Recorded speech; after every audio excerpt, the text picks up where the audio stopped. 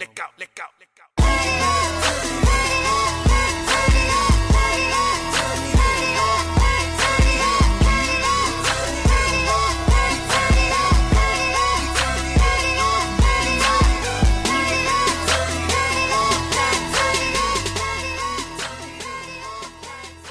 Welcome to Two Shots and the Ball, courtside edition. We're going to call this episode 5.5. And I'm the halftime reporter, Allan April. Coach Skin, Neely G, and Adam Detien are breaking down the women's final later this week. But right now, we've got a very special guest on the line, UPEI Panthers guard Jenna Mae Ellsworth. First of all, Jenna Mae, I'll run down your list of accolades in a minute, but thanks so much for joining the show. We're going to look back at what was an amazing year for you, but obviously we have to touch on the present situation first. So where are you now, and what are you up to? How are you doing these days during this strange time in everybody's life? I mean, I'm just doing what I can. I mean, it's strange for everyone. It's adjustment for everyone. But I mean, we're just doing what I can. I mean, working out at home, doing what I can at home. I mean, I just finished school a couple weeks ago, so I was busy with school and exams at first. So that kind of took up a lot of my time. But now I'm just can shoot outside and stuff, do what you can, right? I have an outdoor hoop and I have a garage that you can do work and stuff and work out and keep busy. Nice. So you're getting some shots up still? Yeah.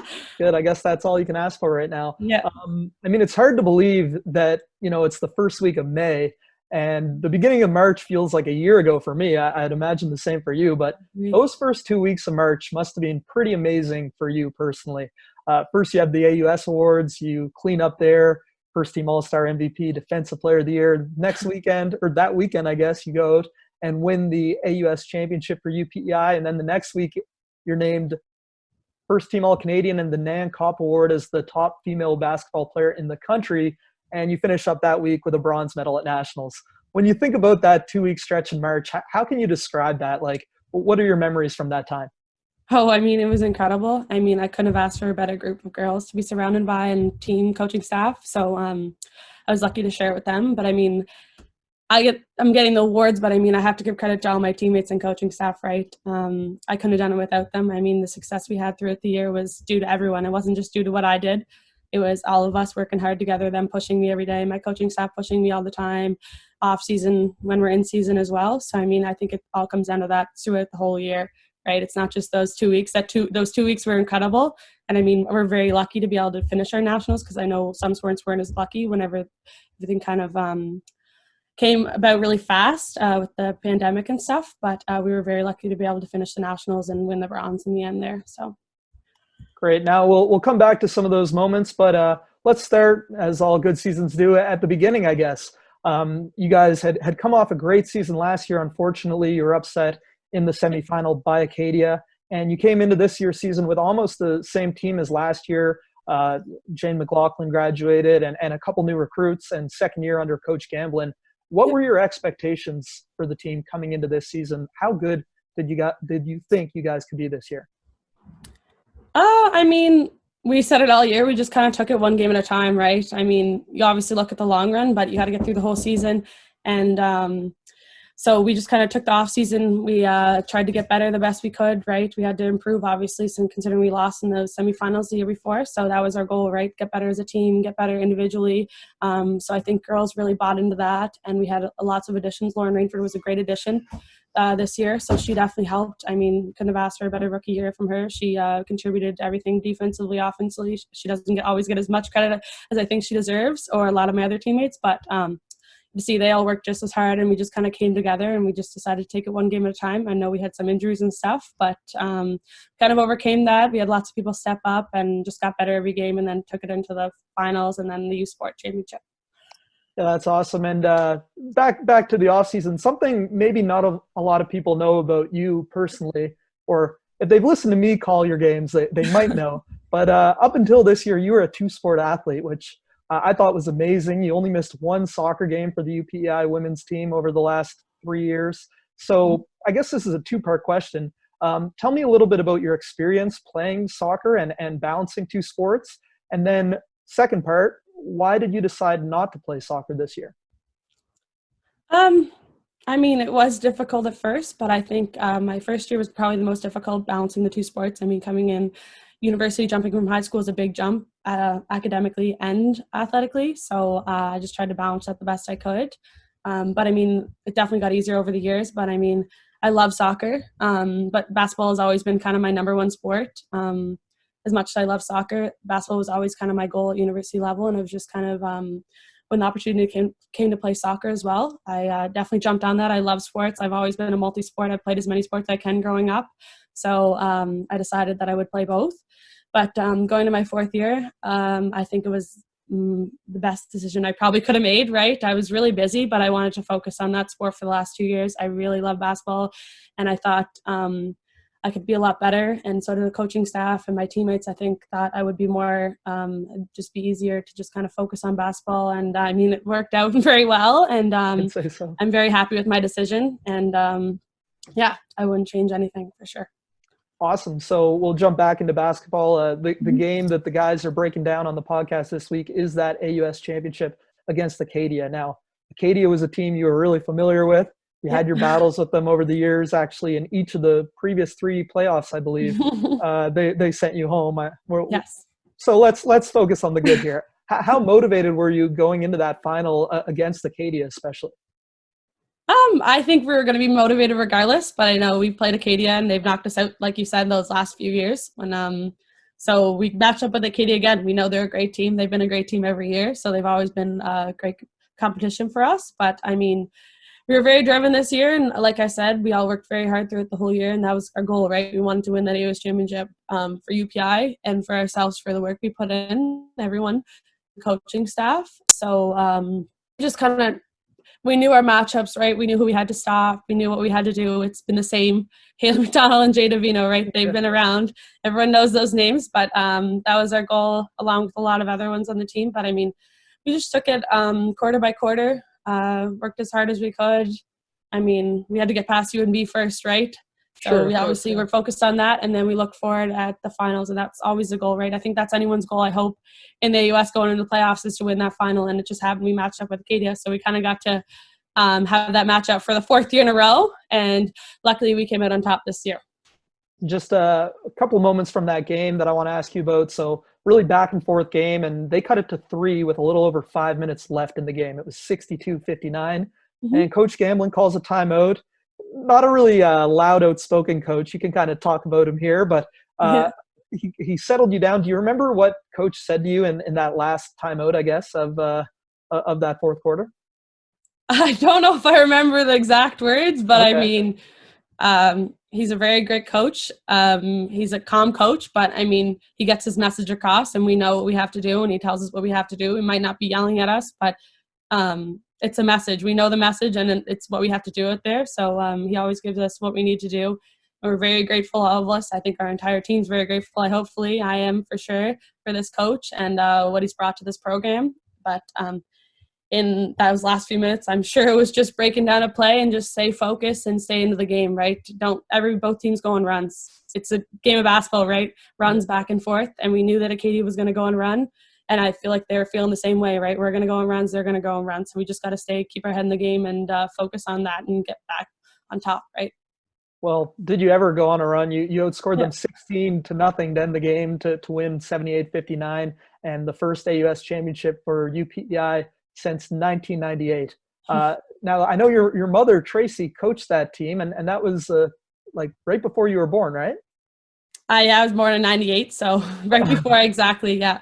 That's amazing. So what does that mean to you as, a proud Islander and somebody with Panther blood to represent your home province and your school so well and get that first AUS championship win in 22 years?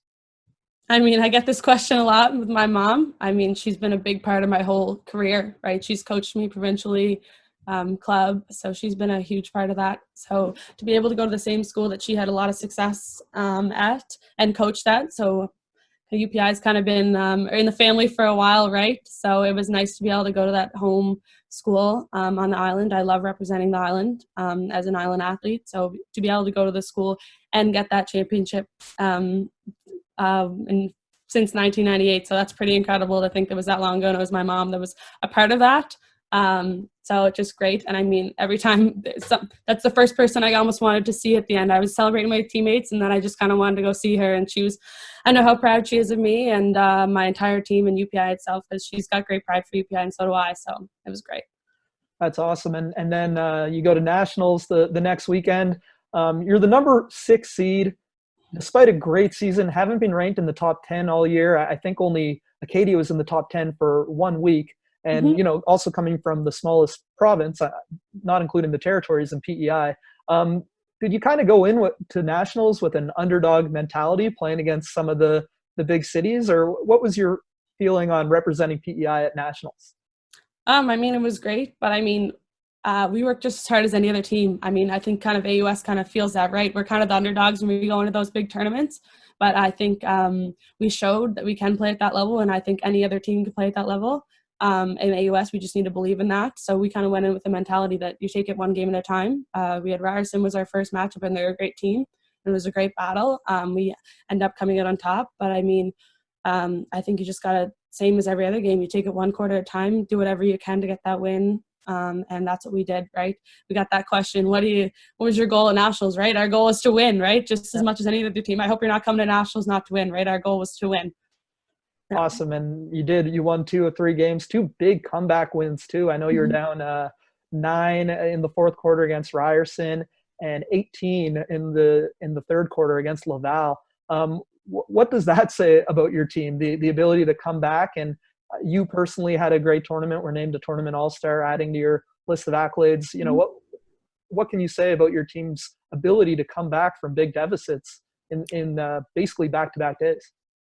I mean, I think it just comes down to not backing down. We've all played sports. We've all been down in games. We just didn't back down for 1 minute, and we trusted each other, I think, to get those stops. We just kind of dug in deep, every single player. I mean, we had rookies coming on, contributing. We had fourth years, we had third years. Every single player that came on contributed and worked their butt off just to kind of battle back. It's not tough. It's not easy battling back, but I mean, we did whatever we could in both games. I mean, we could definitely kept it interesting, but that was our goal, right? We want to win that game. I mean, it doesn't matter how much you're down. You can go on runs. Like I said, basketball is a game about runs. It's back and forth sometimes. And unfortunately, in the Val game, they're up by 18 in that point, but we just kept battling away. We just kind of dug it point by point, basket by basket, right? To get some stops, get some baskets. Same with the Ryerson game. You just got to get some stops and a couple of baskets, and it's right another game, right? 9 points is nothing in basketball, right? 3 threes. Yep. So, yeah, that's what we did. We just battled back, and everyone worked hard and stuck together. That's awesome. So, I mean, we went over some of your individual accolades, but they kept coming. You were named a top 100 basketball player of the century, which is obviously amazing. And then UPEI Athlete of the Year, and just today, the AUS Athlete of the Year. You know, I know you're a very, very humble person, and you're not going to brag about any of this, but when you think about all those accolades and accomplishments you had this year, is there anything that really stands out, or anything you're especially proud of?